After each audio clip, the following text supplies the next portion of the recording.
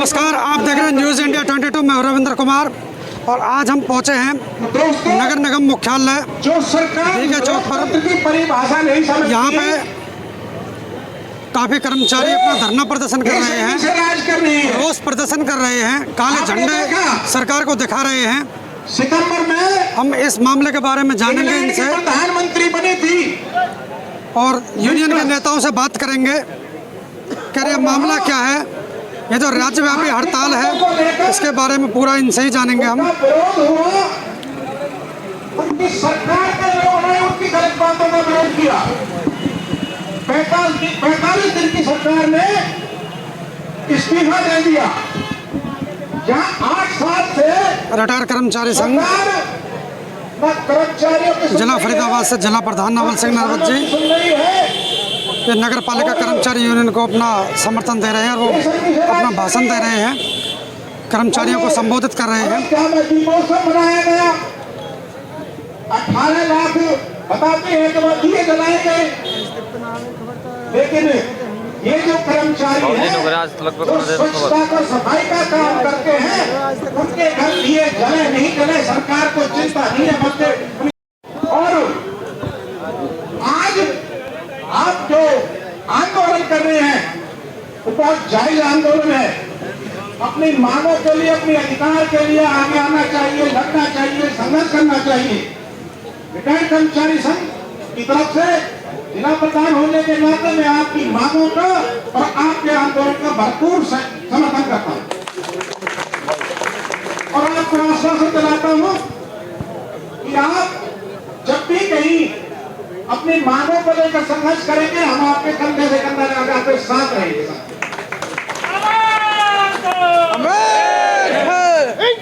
जिंदाबाद जिंदाबाद जिंदाबाद इंकलाब जिंदाबाद जिंदाबाद जिंदाबाद हमारा भाईचारा जिंदाबाद जिंदाबाद जिंदाबाद।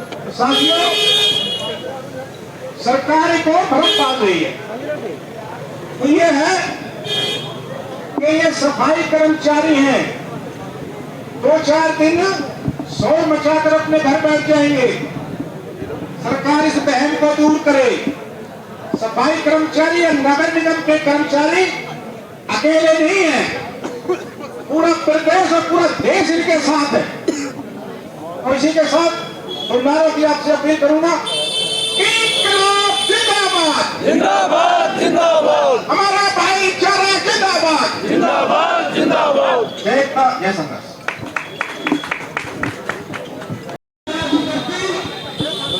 हमारे साथ जुड़ चुके हैं नगर पालिका कर्मचारी संघ के नेता और राज्य के प्रधान।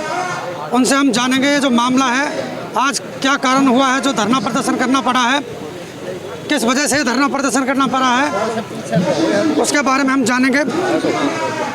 प्रधान जी नमस्कार। नमस्कार जी। आज जो है आप धरना प्रदर्शन कर रहे हैं, क्या कारण है, क्या मजबूरी रही है जो आज इस स्टेप को आपको उठाना पड़ा है? आज ये जो यहाँ पर हम काली दिवाली मना रहे हैं, काले झंडे और उल्टी झाड़ू करके जी, हमारी पिछले 6 दिनों से पूरे प्रदेश में राज्यव्यापी हड़ताल चल रही है। सरकार बातचीत कर हमारी मांगों का समाधान करने की बजाय हमारे हड़ताली कर्मचारियों को डराने का, पुलिस बल के साथ सफाई कराने का प्रयास कर रही है, हमारे लोगों को गिरफ्तार कर रही है। रात सोना में, फतेहाबाद में, करनाल में, हिसार में और गुरुग्राम में गिरफ्तारियां हुई हैं। मैं सरकार से कहना चाहता हूं कि सरकार दमन का रास्ता छोड़ करके बातचीत करे। और मुख्यमंत्री जी रात कह रहे थे कि हम शहरी स्थानीय निकाय मंत्री ने बैठक कर हमारी मांगों का समाधान कर दिया है। तो मैं अपील करूंगा शहरी स्थानीय निकाय मंत्री और मुख्यमंत्री जी से, वो जनता में मांगों को बताएं कौन कौन सी मांगे हमारी मान ली गई हैं, ताकि हमें भी ये पता लगे कि हमारी मांगों का समाधान सरकार ने कर दिया है। ये बिल्कुल झूठी बात है, सरकार की गुमराह कर रही है पब्लिक को और कर्मचारियों को। दूसरा मैं ये कहूँगा कि मुख्यमंत्री जी कह रहे थे कि सफाई कर्मचारियों को किसी ने बरगला रखा है, तो मैं मुख्यमंत्री जी को और प्रदेश की जनता को ये बताना चाहूँगा कि प्रदेश में चाहे किसी भी राजनीतिक दल की सत्ता रही हो, सफाई कर्मचारियों का सभी ने शोषण किया है। सफाई कर्मचारियों को भेड़ समझ करके इनका ऊन उतारने का काम किया है, जिसको भारतीय जनता पार्टी भी कर रही है। माननीय मुख्यमंत्री जी गुमराह जनता को और हमें ना करें। हम किसी के बहकाए में नहीं हैं, हम अपने अधिकार की लड़ाई लड़ रहे हैं। और अब ये भेड़ ऊन नहीं उतरवाएगी, अब ये भेड़ एकता बना चुकी है प्रदेश के सफाई कर्मचारी, अब ये लड़ेंगे।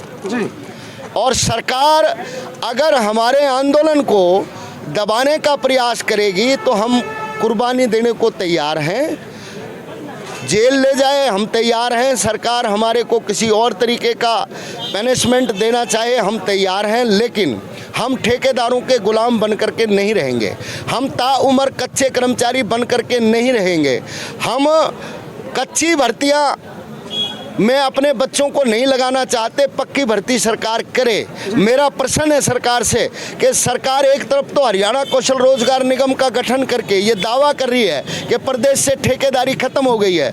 अगर प्रदेश से ठेकेदारी खत्म हो गई तो फिर पालिका परिषद और निगमों में वर्कआउट सोर्स में क्यों ठेकेदारी में सफाई कर्मचारी सीवरमैन लगाए जा रहे हैं?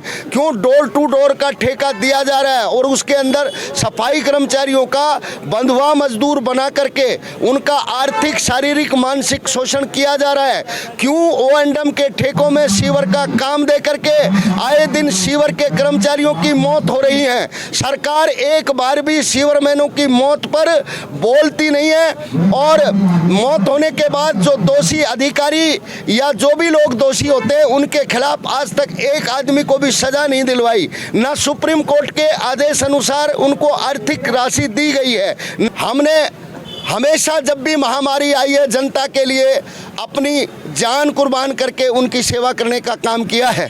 चाहे वो कोविड-19 की बात हो, कोविड-19 में जब राजनीतिक लोग जनता से मिलना बंद इन्होंने कर दिया, घर के दरवाजे बंद कर लिए, उस टाइम सफाई कर्मचारी कोविड से जो ग्रस्त लोग थे उनकी क्वारंटाइन मरीजों की सेवा कर रहा था। जो कोविड से मर गए उनके दाह संस्कार उनके मृतकों का कर रहा था। और दर्जनों लोग जो सफाई कर्मचारी थे वो मर गए कोविड से ग्रस्त होकर के। इस सरकार ने उनके परिवारों को आर्थिक सहायता राशि नहीं दी। हमारी मांग थी कि हमें 50 लाख रुपया आर्थिक सहायता, एक नौकरी दी जाए।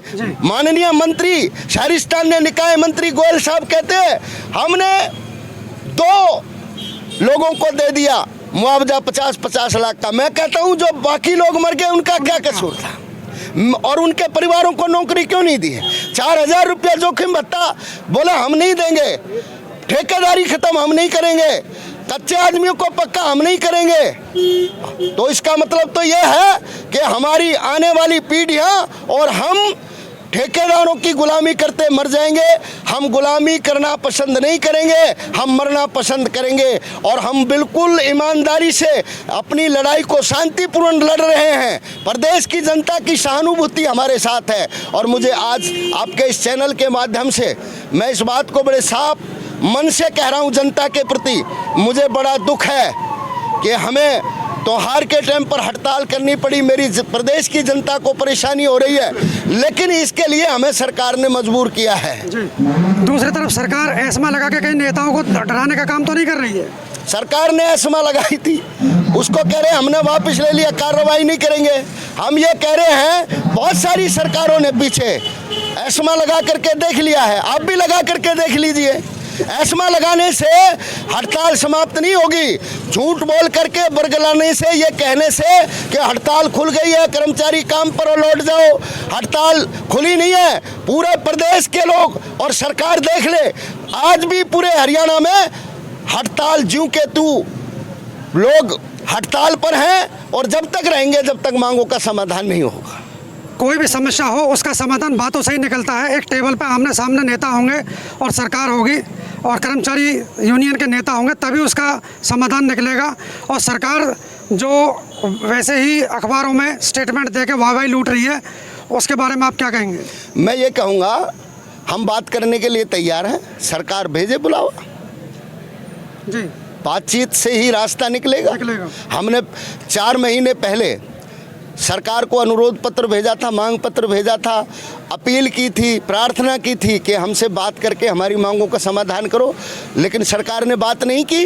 जब हमने हड़ताल शुरू कर दी 19 अक्टूबर से, तब 19 अक्टूबर को दोपहर बाद 3 बजे बुलाया और बुला करके मंत्री जी ये कहते हैं, भाई हम तुम्हारे को पक्का नहीं कर सकते, ठेका ख़त्म नहीं कर सकते, हम पक्की भर्ती नहीं करेंगे, हम जोखिम भत्ता नहीं देंगे, हम कोविड में मरे लोगों को आर्थिक सहायता राशि नहीं देंगे।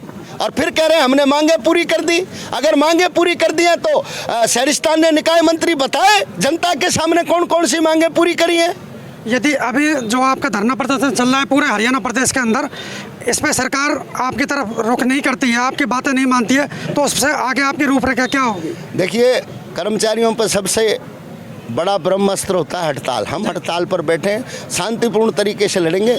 जो संविधान में हमारे को फंडामेंटल राइट्स है उसके अनुसार से हम इस डेमोक्रेटिक देश में रहते हैं और हम बिल्कुल अपना जो आंदोलन है वो शांतिपूर्ण तरीके से चलाएंगे।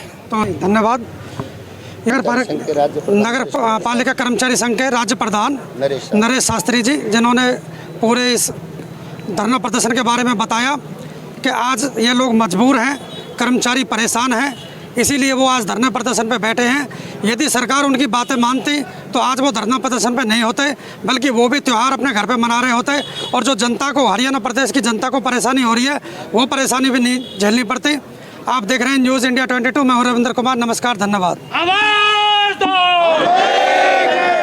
इंकलाब जिंदाबाद, जिंदाबाद जिंदाबाद, हमारी एकता जिंदाबाद, जिंदाबाद जिंदाबाद।